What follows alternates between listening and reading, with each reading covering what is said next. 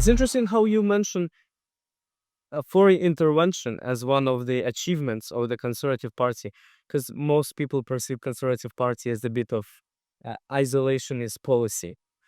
So I think that the global right is going through a debate at the moment about how much do we want to get involved in intervention and conflict around the world. I've always believed that the conservative approach is to stand up for people that we are allies with, but it is not to appease our enemies. And I'll give you some examples of how I think that plays out. I think Ukraine is where we first go. There was pretty much a consensus in Britain that we needed to help Ukraine. Ukraine was a sovereign, democratic nation. It was invaded illegally by a Russian government, tyrannical Russian government. And if we didn't get involved, we didn't stand up and say, no, you are not coming any further into Europe to Vladimir Putin, then he would have continued his march. He would have gone invaded other Eastern European countries who were in NATO, and then we would have had a full-blown war. I think one of them right not in there. It's interesting, right? Would he? Because Well, I believe he would. I think we made a mistake in Ukraine quite a few years ago. I think we made two actually. We should have brought them into NATO much earlier. Possibly the EU. That's the path we want to go down. Just because I don't support the EU in Britain doesn't mean I don't think the EU has value for countries in Eastern Europe. Um, but we also made a mistake when we allowed the Crimean situation to play out. And I think it's 2014. And I think we should have stood up stronger against Putin then. And I think that enfranchised him to believe he could do this in Ukraine. And I think a similar thing could have played out if we had done that with Ukraine. If we allowed him to take Ukraine, it would have enfranchised him to further get involved in Finland or Latvia or Estonia, other countries in the region. So I think we did finally put our foot down. I think that's worked. Have we got the outcome I would have wanted in Ukraine? No. Have we spent probably more money than we ideally would have wanted to? Yes. That doesn't mean I wouldn't have spent it, but we can accept that's a lot of money that we spent on the situation. But we have, I think, shown Putin that this has backfired. It's had a huge economic cost to Russia, huge cost of life to Russia as well. And he fundamentally hasn't been able to achieve the objectives he thought. So that's an example of good foreign intervention. You can also have foreign intervention that's good where we don't actually get so involved financially or put troops when we didn't put troops in Ukraine.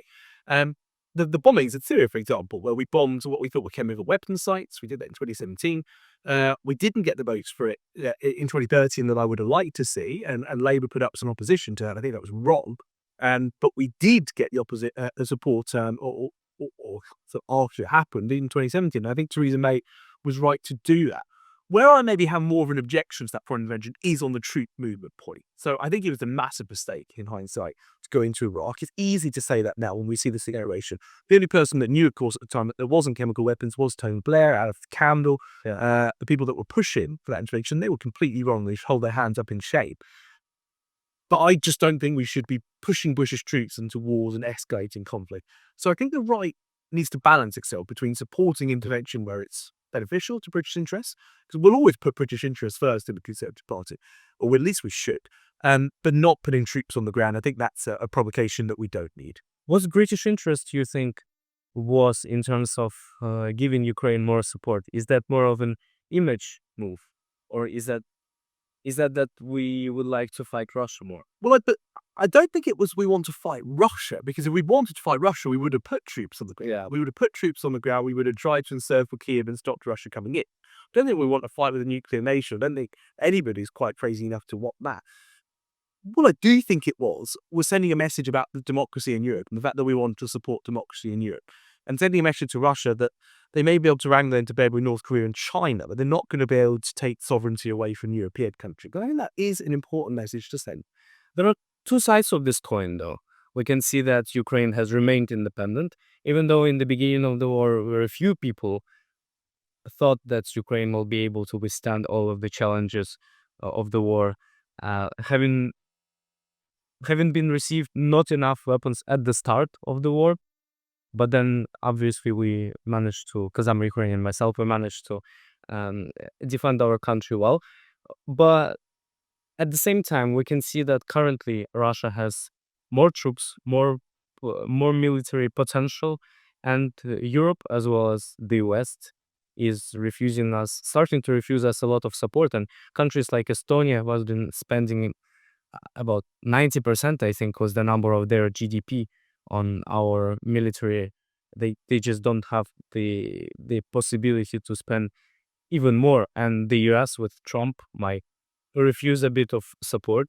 Where do you think we're heading with this? How is the situation with the Ukrainian war. Well, let me touch on Europe, then I'll come to the US, because the US is a very special case. Look, I think Europe has been largely supportive, in Britain in particular, but you're also right to point out the Eastern European nations. It's not surprising they put more money in. They've got more at stake. Their security is more threatened. Poland is only good examples.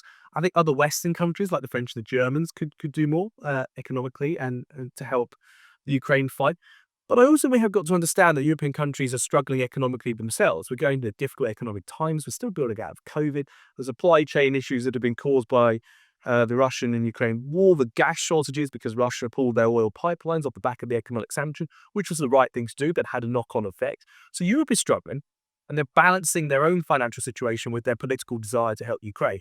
I think it's a fairly fair balance that we've come to. There'll be people that think we should put more money into Ukraine. There'll be people that think we should put less money in. Now, the US is very interesting. They've got a lot of money. We must remember the US has put far more money than anybody else into the Ukraine conflict. That's not surprising because the US has far more money. Although that's about less than 1% of their... It may be less than GDP, but we have got to remember that when Ukraine gets the money, it doesn't matter what percentage of someone's GDP is. Of course. It's about what that financial value is and how many weapons you can buy from that. So we have got to respect the US on that. There's obviously a lot more political tension there. That isolationism that we talked about, this new conservative movement on the right taking precedence in. I think it came from the US. I think it's most prominent in the US. And I think the Make America Great Again movement in itself is very isolationist. It believed in America first. That's its agenda. It's its name. And unless it can see direct impacts to US security, it's not going to be likely to support foreign conflict. I say that in inverted commas because they do have a different position on Israel. And I always think they're really interesting that they're happy to draw that line on Israel. Not that I disagree with them supporting Israel. I completely understand why the US would do that, but it is interesting that that doesn't seem to fit into the isolationism. But fundamentally, I think you will see under a Trump administration a rowing back of support, but I don't think we'll see a complete end to support. And Trump is obviously going to push quite hard for a peace deal.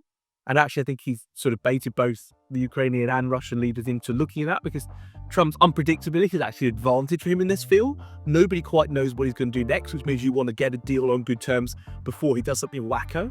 And actually, that might help this conflict. I don't know. Let's see where it goes. But I don't think he'll completely cut off support for Ukraine.